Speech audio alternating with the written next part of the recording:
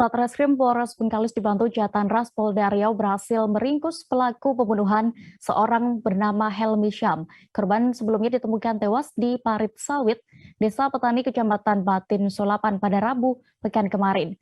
Pelaku yang merupakan pekerja sawit kebun milik Helmi melarikan diri seusai diminta kabur oleh ayahnya. Untuk mengetahui lebih detailnya sudah bergabung bersama kami, jurnalis dari Tribun Pekanbaru ada rekan M. Natsir yang akan menyampaikan laporan lengkapnya. Halo rekan Natsir. Ya rekan Dea, selamat siang. Ya rekan Natsir, silakan dengan laporan Anda, bisa Anda informasikan kronologi penangkapan pelaku pembunuhan ini.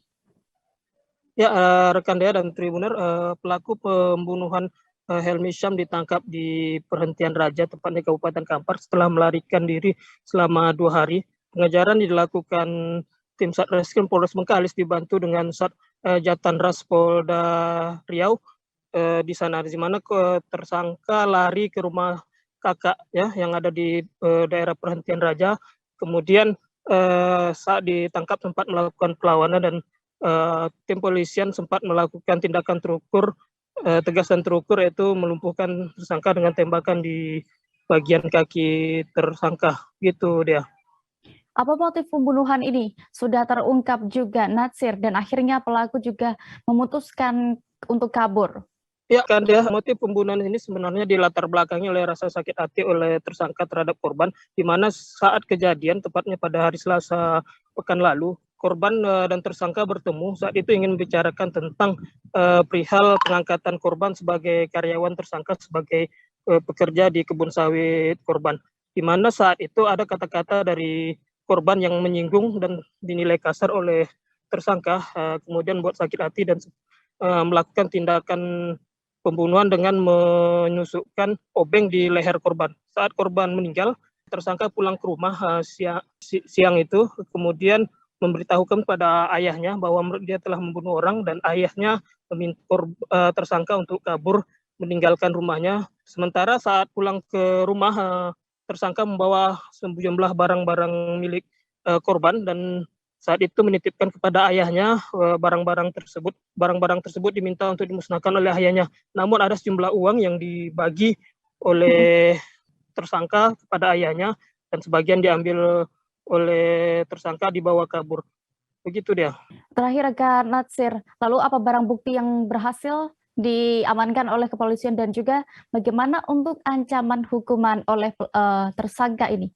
Ya, dia barang bukti yang berhasil diamankan termasuk diantaranya tas dan barang-barang pribadi korban seperti dompet, KTP, serta pakaian korban. Nah, terhadap tersangka, untuk tersangka utama itu atas nama Agus Prayuda yang merupakan pelaku pembunuhan tunggal ini dijerat pasal KUHP pasal 30 junto 338 junto 365 ayat 3 KUHP dengan ancaman maksimal yaitu hukuman pidana mati. Sementara ayah korban yang dinilai pihak kepolisian turut serta dan tidak melaporkan pelarian tersangka ini dijerat pasal 480 karena diduga akan memusnahkan barang bukti, ancaman maksimal sekitar 4 tahun penjara. Begitu dia. Baik, terima kasih rekan jurnalis dari Tribun Pekanbaru, Natsir, untuk laporan Anda langsung dari Bengkalis. Selamat kembali bertugas. Tersangka sempat pergi ke rumah orang tuanya dengan membawa satu buah tas milik korban berisikan satu buah dompet warna hitam, satu buah termos air, satu unit handphone merek Vivo dan uang sebesar 1.200.000. Dan di dalam rumah bertemu dengan ayahnya, memberitakan bahwa saya baru saja membunuh orang kepada bapaknya. Kemudian dijawab oleh bapaknya, kok gitu? Kau pergilah, kau baik-baik, kau jangan libatkan bapak. Kemudian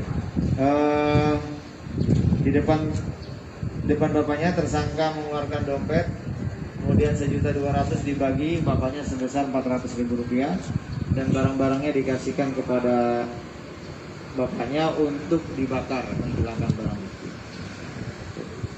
Itu kondisinya, dan kita berhasil melakukan bekerja sama dengan tadi tim dari Polsek, Polres dan Jatanras. Berhasil kita tangkap Alhamdulillah dengan cepat selama 2 kali 24 jam pelaku dapat kita amankan. Terima kasih sudah nonton. Jangan lupa like, subscribe, dan share ya.